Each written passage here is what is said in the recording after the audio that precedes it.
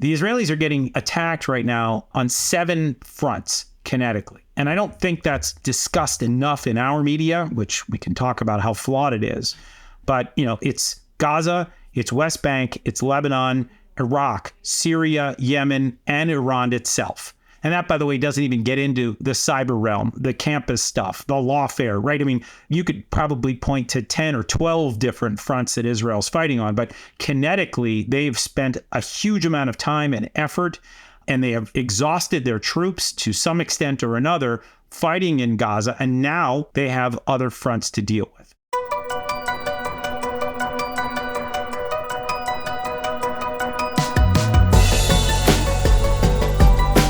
It is 4:15 p.m. on Thursday, August 15th in New York City.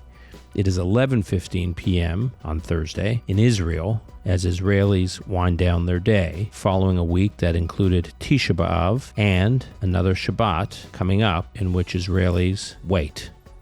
And the waiting is what we will talk about today. Israelis seem to be stuck in a tense holding pattern, each day waiting for a response from Iran or Hezbollah or both. An attack that was predicted to take place last week and then forecast to occur over Tisha B'Av, and yet each day, nothing.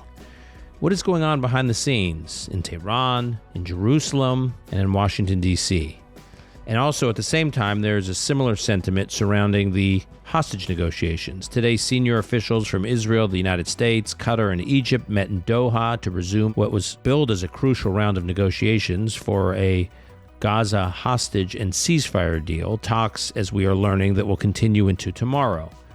Hamas is actually not directly in attendance. All this is to say that Israel seems to be on the brink of major developments, and yet Israelis are questioning when will they occur, and all against the backdrop, is Israel on offense or is Israel on defense? I've heard arguments on both sides from different Israeli friends and sources I speak to. But I wanted to sit down with someone who could kick this around with me, who could take a step back and have a bigger, more strategic geopolitical perspective. And that person is John Schanzer, who is a senior vice president for the Foundation for Defense of Democracies, a past guest on Call Me Back, longtime friend, and a former analyst on terrorism finance, covering Hamas and Al-Qaeda for the U.S. Department of Treasury. John, thanks for being here. Pleasure, Dan. Good to be with you. So, holding patterns. It feels like we are in a holding pattern right now. It feels like this is not the first time Israel has been in a holding pattern since October 7th. So before we talk about this holding pattern, on the one hand, it feels like a very vulnerable and uncertain moment and a stall, if you will, a stalled situation. And on the other hand, it's actually pretty familiar. Yeah, absolutely. I would argue that this war since October 7th has been marked by multiple holding patterns, most of which have been imposed upon Israel by the United States. I think we can look back at the early days after 10/7, and you'll recall that Israel was sort of frozen, didn't know exactly how to respond. And they waited until President Biden and his team arrived in Israel. They prepared a proposal for what their war would look like. The Americans gave their feedback, and then the Israelis were sort of off and running. Notably, by the way, that war plan initially included plans to attack Hezbollah. The administration refused and put them in the direction of Gaza, and then things started to move in that direction. And things moved quickly, if you'll recall. For a while, it looked like Israel was just blitzing through the Gaza Strip. They had conquered something like, 80 or 90% of the territory. And then we had our next pause. The next pause was Ramadan, and that was also imposed by the U.S. And by the way, the rest of the Arab world. The international community was really imploring Israel not to push forward in Gaza during the month of Ramadan, the holy month, with the idea that this could perhaps spark some kind of wider religious conflict. And so the Israelis waited again. Then we come out of Ramadan and the Israelis are ready to go. And then they're told, no, you need to stop because we need to assess here in the U.S. and perhaps elsewhere whether there is a humanitarian crisis that's brewing, a famine. You'll recall there that the Israelis were asked yet again to pause. Now, since then, the Israelis, I think, have been much smarter. They've taken a more incremental approach. They were being told not to go into Rafah. They slowly eased their way into Rafah, into the Philadelphia corridor. And that's what they've been doing ever since. And I would argue they are now winning the war in Gaza. I don't think people talk about it that way, but I do believe the Israelis are pretty close to delivering a fatal knockout blow to Hamas. The holding patterns I remember the most were the kind of January to April. So that covers Ramadan, that covers concern from the administration, from the U.S. administration, that Israel wasn't going to be able to deal with the humanitarian situation in Rafah. They couldn't conduct a military operation there without moving a big chunk of the civilian population, which the administration warned would take 3 months, 4 months. Remember, Vice President Harris said, I've seen the maps. There's no way to move this civilian population without and conduct a military operation without risking hundreds of thousands of lives. She implied, I've seen the maps. Well, I don't know what maps she was looking at, because it took Israel about 10 days to move close to 1 million people when it decided to do the operation. And being in Rafah has been an extraordinary strategic victory. Just being there, being right there on the Egyptian border, what Israel's been able to expose in terms of the tunnels and whatnot has been very important. So while you're right that Israel's in a much stronger position then, that period to me seemed like not just a stall and not just a holding pattern, but those approximate 3 months were a real setback. They were a setback in the sense that the Israelis were on the 5-yard line, and they were sitting there on the 5-yard line from, maybe we'll call it February, maybe we'll call it March, probably until May of this year. And again, that was around the time where I think maybe one of the few decisions that this government made where I think they openly defied the United States, from what I can tell. And they moved in slowly. And then they took over the Philadelphia corridor, which basically enabled the Israelis to cut off Hamas's supply lines. And that's where we began to see the shift in momentum that I think we're still watching now. I think that shift was punctuated with the assassination of Ismail Haniyeh in Tehran a few weeks ago. But I also think that we can say with certainty, just hours ago, there were reports that came out that the Israelis had destroyed another 50 tunnels underground. Every interaction that the IDF has with Hamas, it appears that the Israelis are getting the better of the terror organization. Their senior ranks are thinning out. Their fighting ranks are thinning out. I think this war could have gone far more quickly had the U.S. not been throwing up these roadblocks repeatedly. But these pauses have become, I think, part and parcel of the war because the Israelis have allowed themselves to essentially consult with the U.S. at every major intersection. And every major intersection often involves a yellow or even a red light. So this holding pattern, I think, is one that has been dictated primarily by the Israelis. To me, it looked like they were almost like they were a boxer up against the ropes, just deflecting and blocking, punches from the adversary. The adversary here, of course, being Iran.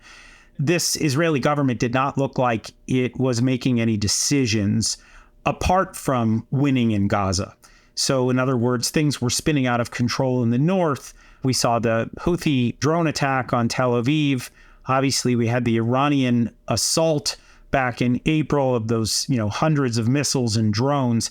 It really didn't look like the Israelis were making decisions. And then all of a sudden, we saw that flurry of offensive activity, right? It starts with the assassination of Fuad Shukr in the heart of Dahia in Beirut, a senior Lebanese Hezbollah commander. It's not just that they took out Shukr, it's that they did it in Dahia, which is itself like a Hezbollah stronghold, right? That they went right into the belly of the beast.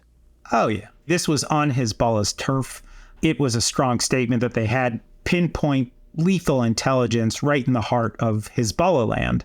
And then to add insult to injury, then they used pinpoint lethal intelligence to take out Ismail Haniyeh in Tehran, in the heart of Iran, in an IRGC compound where it turns out that they had placed an IED or some kind of explosive in Haniyeh's apartment months prior, meaning that they had penetrated the IRGC's compound.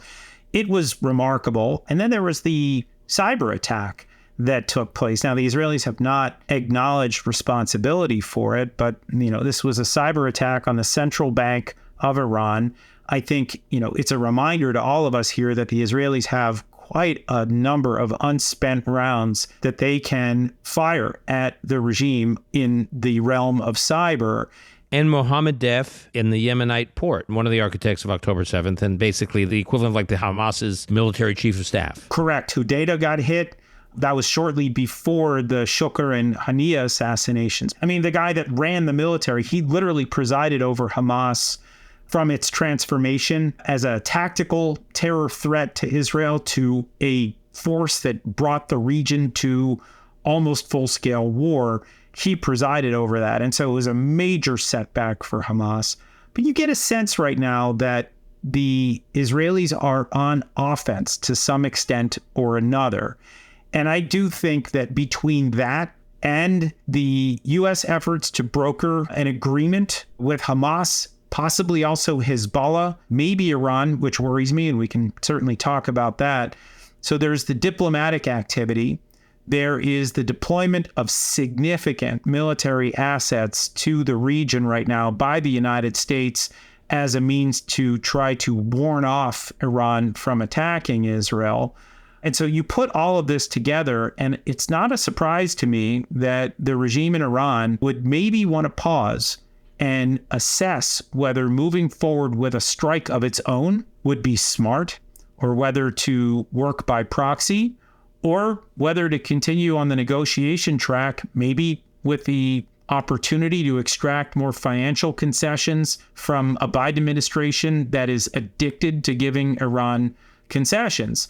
There's lots of options that Iran has on the table right now. They have multiple strategies that they can potentially choose. Let's go through each party's strategy here. Let's focus on Israel's strategies, Iran's strategy or strategies, and then U.S. strategy. So let's just start with Israel. So Israel, I think it's a story of three strategies, or maybe lack thereof. Look, on the southern front, I think the Israelis knew exactly what they needed to do, and they're doing it. As we've already discussed, they're close to crushing Hamas. I think it's a matter of weeks, if not months. I'd like to see them get Sinwar, Mohammed Sinwar, the guy who essentially duped the Israelis and pushed the region to war on October 7th, the architect of the 10/7 slaughter. It would be great to see him captured, and maybe his brother too, Mohammed Sinwar. He's also considered to be a significant player here. But when you say Israel's close, how do you quantify that? Because I tend to agree with you, but I hear mixed interpretations, particularly from U.S. military personnel and experts who say, well, based on the way they assess what Israel does, based on U.S. standards and U.S. metrics for success, it's not as clear that Israel's having as much success as we may think.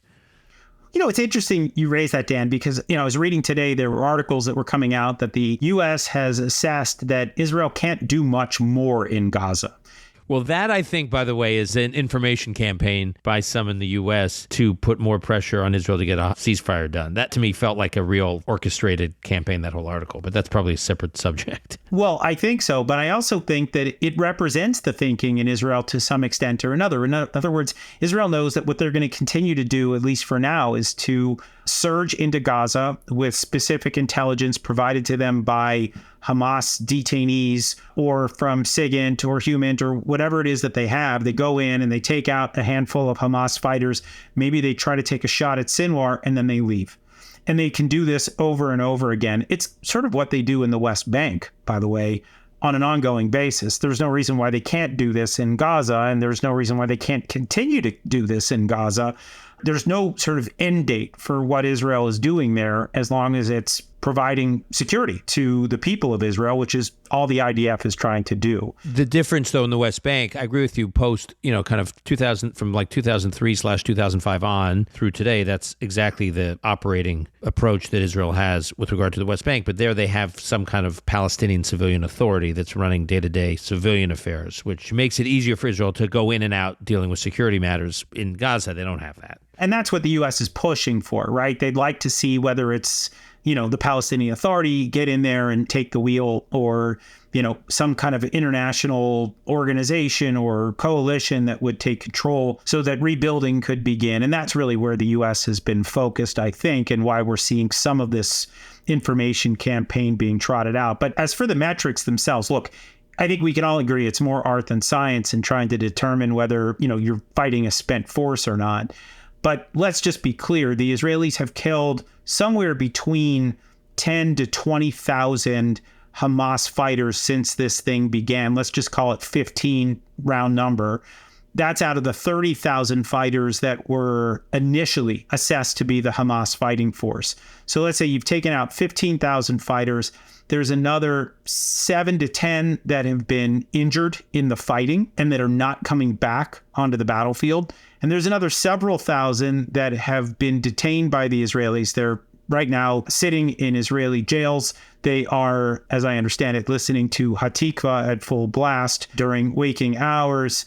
And they're still providing information to the Israelis. In the meantime, we've seen the thinning out of the senior ranks. Haniya's gone. Obviously, we talked about Mohammed Deif. He's gone, the most senior military commander of Hamas.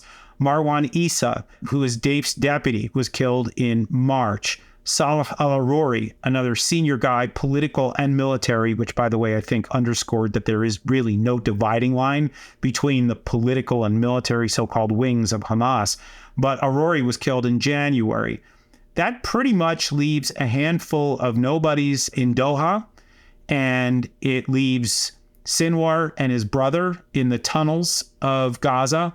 And there's a leadership crisis that's going on here right now. Sinwar just consolidated control over Hamas. And it's amazing that he would be able to do that the rest of the organization would agree, because he's going to try to run Hamas from underground while the Israelis are hunting him actively.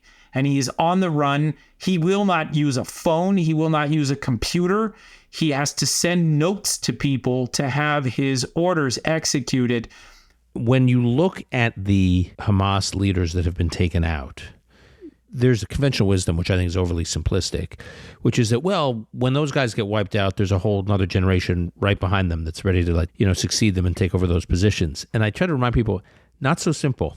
Many of these leaders have been in these positions for years. If you look at the influence Mohammed Deif, as you said, to use him as an example, has had on the militarization and the professionalization of the Hamas military. That's not like, oh, he's done, we just pop in someone else to run that operation. Look at Shukr. I mean, he's not Hamas, he's Hezbollah, but he's been plotting attacks against Israelis and Americans. I mean, you can go back to the 241 Marines killed in 1983, murdered by Shukr. I mean, he was one of the architects. These are people who've been working on these terror projects for decades. It's not like they get removed and there's a whole bunch of people who can take over. No, correct. And I think the other thing to note is, as it turns out, and I don't think the Israelis fully understood this, I don't know if we did, but that Philadelphia corridor was crucial for allowing Hamas fighters to leave the Gaza Strip to go get trained in places like Iran and Turkey or Malaysia, and then they get brought back into the country with new skills and new abilities, new military abilities, right? And this is how Hamas built up its force over time. That's not possible anymore either. And that's where I think the Philadelphia corridor component looms large for Hamas. It's not just that they can't bring in new rockets and new ammo and new weapons or cash. They also can't let their people get out and come back in with new skill sets. So when I look big picture at all of this, I see that the Israeli strategy of just sieging Gaza has worked. But now here comes the complexity. I think there's one question that comes out of this strategy-wise that maybe I didn't see coming. I'm not sure the Israelis did, which is, did they focus too much on Gaza and not enough on all of the other fronts? And just to be clear, the Israelis are getting attacked right now on 7 fronts kinetically. And I don't think that's discussed enough in our media, which we can talk about how flawed it is. But, it's Gaza, it's West Bank, it's Lebanon, Iraq, Syria, Yemen, and Iran itself. And that, by the way, doesn't even get into the cyber realm, the campus stuff, the lawfare, right? I mean, you could probably point to 10 or 12 different fronts that Israel's fighting on, but kinetically, they've spent a huge amount of time and effort, and they have exhausted their troops to some extent or another fighting in Gaza, and now they have other fronts to deal with. And so when you look at the 2 other big ones, let's just say, for the sake of argument, that Israel can continue to hammer back at the Houthis and hit back at the Shiite militias in Iraq and Syria, that they don't pose significant threats, and that the West Bank is still largely under control. Let's make that argument. I don't know if all of those are true, but that seems to be the conventional wisdom. then you've got to just ask yourself, what is Israel doing vis-a-vis Lebanon, and what's it doing vis-a-vis Iran? On Lebanon, I would argue there is no strategy. And I say that obviously with a heavy heart, because this is the big one as far as I'm concerned. I've been watching the potential for a war in the north since October 8th. The Israelis have lost territory. They've had to clear out a strip along the north of their country where people cannot live. Hezbollah has scored a significant victory. Scored a significant victory because they've basically gotten Israel to, at least temporarily, hopefully just temporarily, shrink its borders? Yeah. And Israel obviously has always, its doctrine is to fight wars on the enemy's turf, not on their own. But they have lost territory to an Iran-backed terror group. And there is no clear way out of that right now. They don't really want a full-scale war. We're hearing on a regular basis that the Israelis would like to wait 6 months to maybe a year and a half to reload, to recoup, and to get ready for another battle. And I don't see a way forward right now to tackling that problem. And that, I still think it's probably the most likely scenario. If there's another major conflagration to break out, it's probably there in the north. And again, I just don't see answers. It doesn't mean that Bibi's a terrible prime minister. It just means that the IDF doesn't seem to be able to provide him with answers. He doesn't have an easy way to fix this problem. It's a multi-front war that Israel's dealing with, and I don't personally see I've not heard one articulated yet in terms of how Israel plans to address the threat from the north.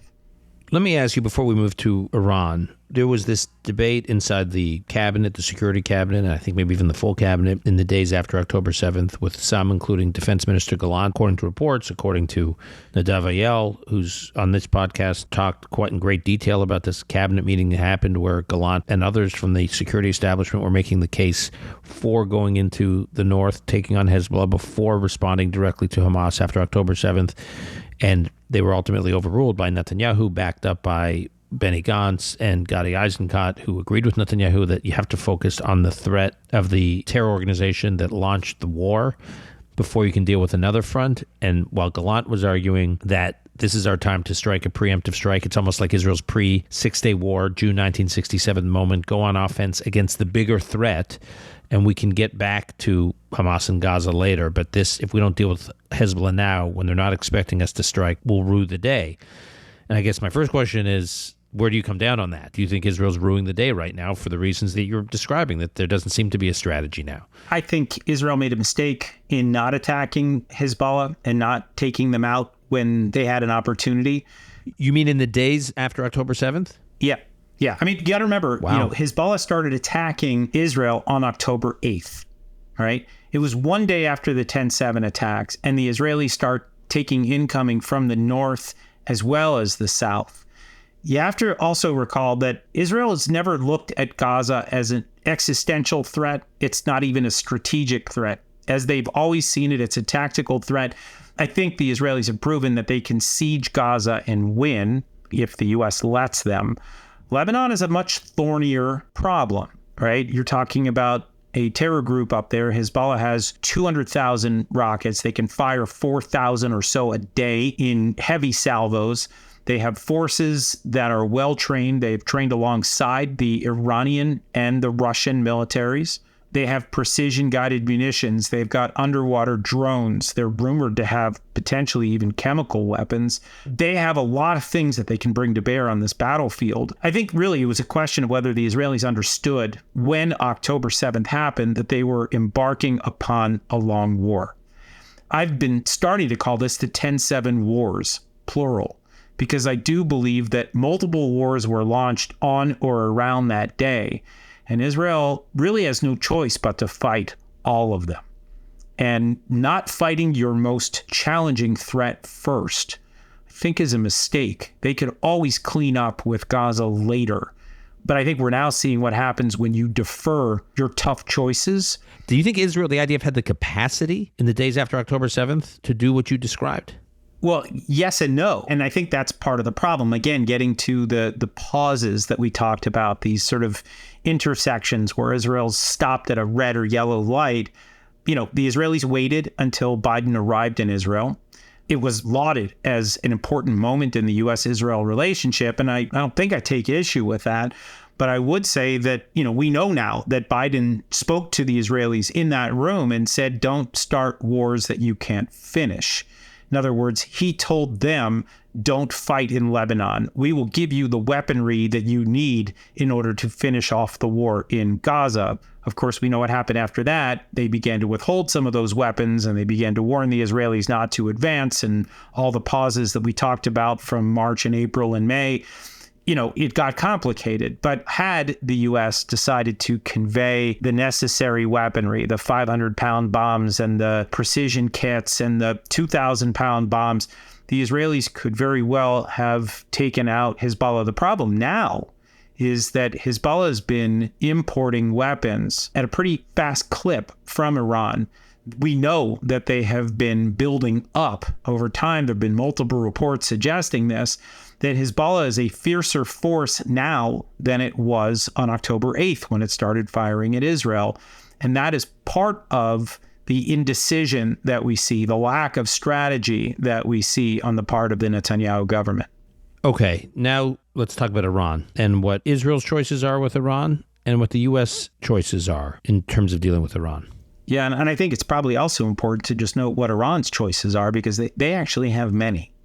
Iran can do a number of things right now. One is they can play out the diplomacy game and try to extract additional concessions from the U.S. This is a game they've been playing for a long time, dating back to the 2013 interim nuclear deal, the JPOA, the Joint Plan of Action, which led to the JCPOA, the Joint Comprehensive Plan of Action, billions of dollars in sanctions relief and concessions, cash in pallets, as we all know from the Obama administration.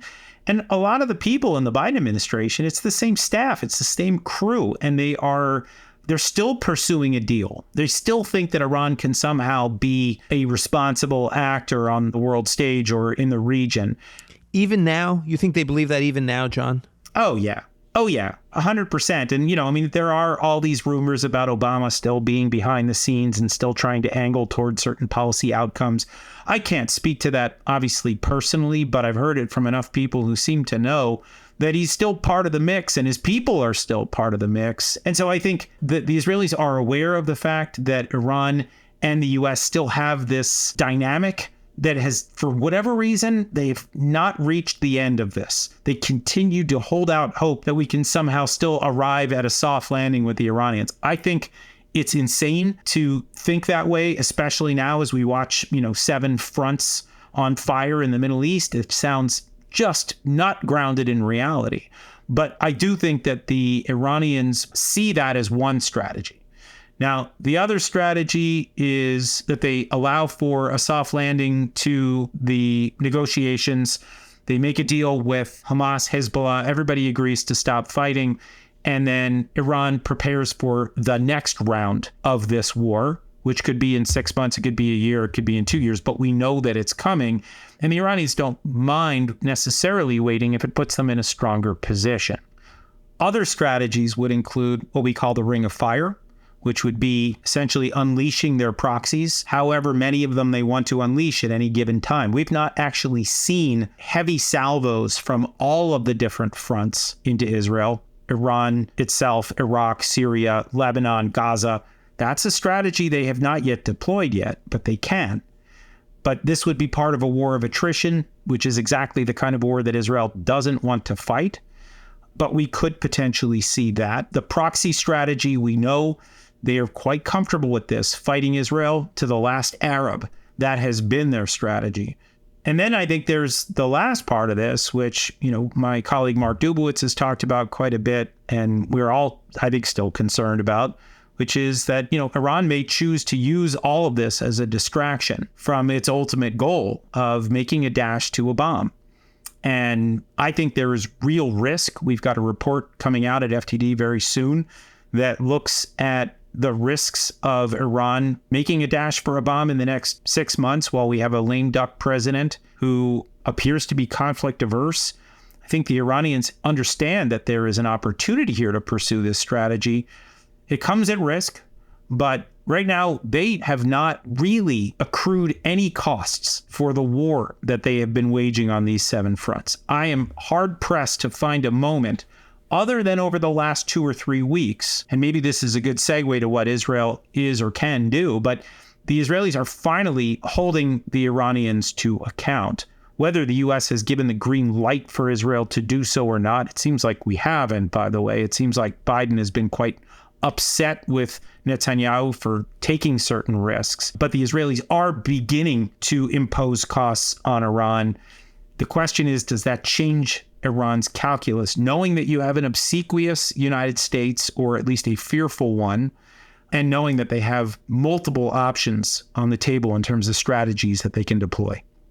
Can you talk a little bit about this report that just came out? The Director of National Intelligence in the U.S. came out with a report about that raised an alarm bell, at least with some members of Congress that I spoke to who were briefed on the report, that while not getting into the specifics of the report did point to, and this was reported in the press as well, the lack of confidence the U.S. has now in what they understand Iran is doing with regard to being in a position to get to breakout moment in its nuclear weapons program, that we don't have a good sense of timing and they could be much farther along than we realize. Yeah, I mean, let me just say up front, I'm not a nuclear expert. We've got really good people at FED that track this stuff closely. But what I think we can say to sort of simplify the report was the U.S. is now no longer stating with certainty that Iran is or is not pursuing its nuclear weapons program. A sentence that was kept in multiple times in multiple national intelligence estimates now all of a sudden is not there, where there's sort of a declarative statement about Iran's intent and its abilities. So that's a major problem. And then there's the other part of this, which is that we see the regime, officials from the regime, speaking really openly and boldly about their nuclear program. You know, once upon a time, we were hearing from the so-called experts in Washington that, the supreme leader has a fatwa, a religious edict out there that has banned the Islamic Republic from building a nuclear weapon. They don't seem to be beholden to that fatwa right now.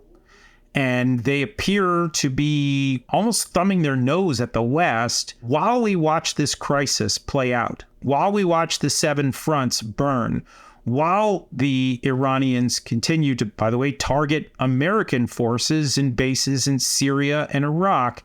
We are not seeing any costs imposed on the Iranians.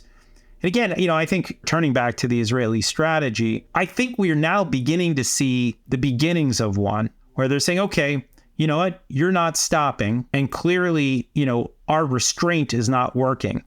I would argue also that the U.S. restraint on Israel, their attempts to constrain Israel, has probably emboldened the regime. And so the Israelis, there was only a certain amount of time they were going to wait here before they started striking back. And I do think that the pinpoint intelligence, I do think that the threat of cyber, maybe we could even argue that back on April 19th, when the Israelis sent a glide bomb into Iran and took out a major radar installation that was supposed to provide some defensive coverage for some of those sensitive nuclear sites, that the Israelis are starting to send a message. But my fear or my concern right now, Dan, is that I'm not sure the Iranians believe that Israel has a lot more of those in the tank, that they can operate at will repeatedly and do damage to the regime. As long as they feel that the regime is protected, that things are still safe enough, they're going to continue to test the wills of Israel and the United States. And that, of course, gets to where we are here in the U.S., and I've got real concerns there. So, look, things were, I think, pretty good early on with the Biden administration. I think we can all acknowledge that whether you love the president, hate him, indifferent, he sent significant assets to the region. He gave the Israelis the weaponry that they needed against Hamas. We can, again, argue whether Hezbollah was the right target, but they came to a decision and Israel did what it needed to do. And it appeared, at least early on, that maybe Iran was going to allow for the fighting to continue in Gaza without getting involved. As I think we saw the attacks, in particular on the U.S., build, you got to remember there, I think something like 165 attacks so far against U.S. forces 11 responses by the U.S. 11. Since October 7th? Yes. Wow. 11 responses. Now, some of them have been multiple strike packages, et cetera, but we have not responded to the vast majority of attacks on our forces. My colleague Brad Bowman at FDD has done a lot of work on this. We've got a map. We've tracked it out. We did not establish deterrence on our part. And then as we started to get into those concerns that you and I talked about at the top of this program, where we talked about Ramadan and we talked about humanitarian challenges and famine concerns, the U.S. began to withhold weaponry and to criticize Israel and to, in some ways, it opened the door to the ICC and ICJ legal lawfare assaults on Israel. What this did is it gave the Iranians and their proxy allies the sense that they could fight Israel and Israel would have one hand tied behind its back. And that is essentially what's happened, I would argue, since the spring. I mean, it worked to some degree. I mean, it created this sense that Israel was tied up diplomatically, internationally, legally, and that for the first time, I know you talked about that early period after October 7th from the Biden administration, which I was someone who praised the Biden administration and still do about how they handled their early moves, because the most important thing they did, in my view, John, is they projected that there was no daylight between Israel and the U.S. That more than anything. And then particularly those months after January, between when the U.S. for the first time didn't veto that, they kind of greenlit that resolution in the UN Security Council, the resolution that for the first time did not link a ceasefire to hostages being released. It was when Senator Schumer, the Senate Majority Leader, goes to the Senate floor and basically calls for the downfall of Israel's government. It's so outrageous. And then the accusations of a famine, concerns the maps about Rafah, Israel can't do Rafah, and all these criticisms of Israel and disproportionate response. And Harris saying that she hears the protesters, the student protesters, she hears them, she hears their emotion, she sympathizes, she empathizes with their emotion. I mean, I can go on and on. You add all these things up, and it projected that suddenly there was major daylight between Israel and the U.S., and I think strategically that has been an enormous setback for Israel. And it is why I think Hamas and Iran, to some degree, and Hezbollah have been on the march on and off for the last few months. Yeah, I would take it maybe even a step further. I 100% agree with everything that you just said. But let's build this out a little bit. Number one, if you're the U.S., if you're the Biden administration and you're trying to prevent a regional war, then what you need to understand is that if you throw your support behind Israel and you provide them the weapons that they need and you deploy the assets to the region in order to threaten the regime and you make sure that you're baring your teeth and growling at the regime, that is probably your best chance at stopping a regional war from breaking out.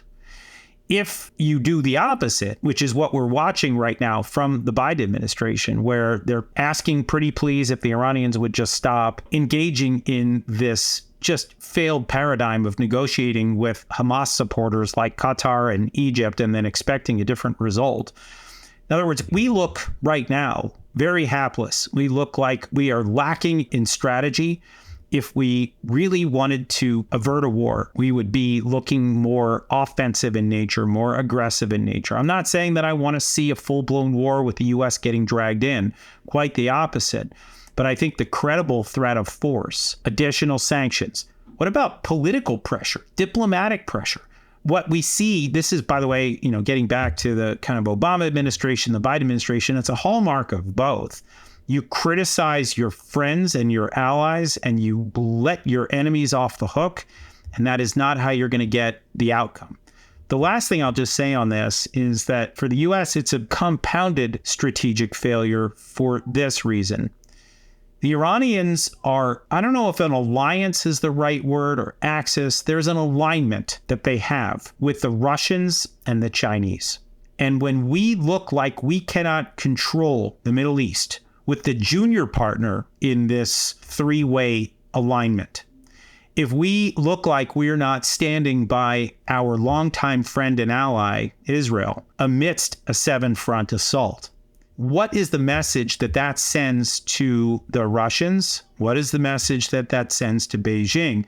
They are looking right now and thinking, we can probably push a little harder on Ukraine. Maybe the Chinese are thinking about an invasion of Taiwan. We hear that it might be 2 years away, but maybe they put it on an expedited timetable. Strategically, we look hapless right now as a superpower we do not look like we have our act together. And that is actually the thing that concerns me more than anything. That if we want to still try to dictate the terms on the world stage, if we want to preserve the U.S.-led world order, this case with Israel becomes a crucial test case. And right now it looks like we're failing it. If you are an average Israeli sitting in Israel, going to another Shabbat this weekend, bracing for an attack, Haviv Retigur, our friend and regular on this podcast, posted that amazing tweet where he reposted what Nasrallah posted, where Nasrallah, the head of Hezbollah, posted in Hebrew, maybe today, maybe tomorrow, maybe next week, basically telling Israel part of their terror campaign is their psychological terror campaign. And we don't know. We'll just keep you waiting. And all these Israelis were reposting it saying, maybe today, maybe tomorrow, maybe next week. What is that, the cable guy? What is that when I'm starting my diet? What is that when my kid's going to start studying for his test? It was hilarious. So Israelis have an extraordinary sense of humor about these things. That said, if you're an average Israeli watching what's playing out, going into another Shabbat, waiting, and you have family in Israel, I have family in Israel, we talk to them all the time, they oscillate between this question, are we on offense or are we on defense? And I know it's not a simple question to answer, and you've been trying to answer it in a kind of front-specific, of all these fronts, a front-specific way. But just generally speaking, if you're an Israeli, do you, John Schanzer, feel like they are leaning forward or just frozen? I think on balance, they are leaning slightly forward. But again, you got to look at it, right? They're really on offense in Gaza. They're really not on offense in Lebanon, and they might be on offense vis-a-vis Iran. And that's the only way to look at it right now. What we don't have, and this is my biggest criticism of the Netanyahu government. There are a lot of people that hate him for lots of different reasons. I'm only looking at him right now as a wartime leader. And what I think is missing is a cohesive strategy that he can articulate to his own people and to the American people, for that matter. I mean, I have to say that speech that he gave, great as it was, the speech before the joint session of Congress, he's an eloquent speaker. And he's, obviously, he's a son of Philadelphia, as I like to say. He spent a lot of time here. He understands the United States. For our listeners, John's revealing his own bias, his own. I am, yeah. John, too, is a son of Philadelphia. He's not just. But, I think we need to understand, though, Dan, that he had an opportunity to articulate what his strategy was. Here's how we're going to finish Gaza. This is what we're going to do next. We need your help in the fight against Iran, and it's a global battle. He touched on little parts of that, but we are missing that grand strategy, that big picture. And I don't know, by the way, there are plenty of people who say, okay, well, you're criticizing Bibi. Who can do it better? I don't know the answer to that, but that is not an excuse for Israel's prime minister, for a wartime leader, to not articulate a strategy along those lines. I'm not saying he needs to give away the crown jewels and tell the Iranians every part of what he needs to do, but I do think that we're missing some of this picture that I think would make Israelis feel better as they brace for war, and perhaps the rest of the region. They're on pins and needles too. The Bahrainis, the Jordanians, the Saudis, they're all nervous. The White House is nervous. We need to start to get a sense from both Washington and Jerusalem where this thing's going. And I think that really needs to be hammered home in the weeks ahead. All right, John, we will leave it there. Before we go, I want to encourage our listeners to also find you at your morning brief, which is now 3 times a week, right? Monday, Wednesdays, Fridays at 8:30 a.m.? Monday, Wednesday, Friday. And I think your listeners need to know that my wife and mother on the same day admitted that they were cheating on my morning podcast because they listened to yours instead. So, and I told them that if they're going to cheat on me, I'm happy that it's with you, Dan. I will say we have a highly, highly sophisticated audience, and they choose well. As much as I love the morning brief, which I rely on, I'm pleased to know that our audience is loyal, including members of your own family, to the Call Me Back podcast. But I really do encourage folks to listen. It's streamed on YouTube. It's streamed on X. You can also download it as a podcast. You go to the FDD website. It's always there, or you just use your social media platform or podcast platform of choice. And 3 days a week, 8:30 in the morning, you get a quick download on everything you need to know that happened overnight since this war, or wars, as we've said, began. And then the last housekeeping note is for those who want to attend our first major live audience podcast recording, September 24th at the Stryker Center with Amir Tibun from the Haaretz newspaper in Israel, who has written this extraordinary book about his October 7th trauma and ultimately small victory in terms of his family being saved by his father on October 7th, and the history of life on this kibbutz, his history of the Hamas-Israel conflict and where things are going. He's a very thoughtful guy, and his experience, which has been chronicled on 60 Minutes, but there's much more detail in this book. He and I will be having a live podcast at the Stryker Center discussing it, and you can go to the Stryker Center website. We'll put a link to it in the show notes. And that is all for today. John Schanzer, thanks for being on. Hope to have you back soon. Thanks, Dan. Pleasure.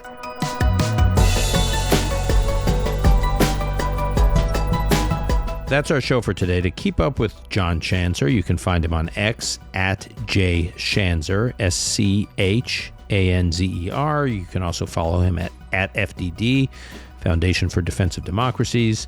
And I highly recommend you tune in, subscribe for The Morning Brief, which is a great product. Call Me Back is produced and edited by Alon Benatar. Our media manager is Rebecca Strom. Additional editing by Martin Huergo. Until next time, I'm your host, Dan Senor.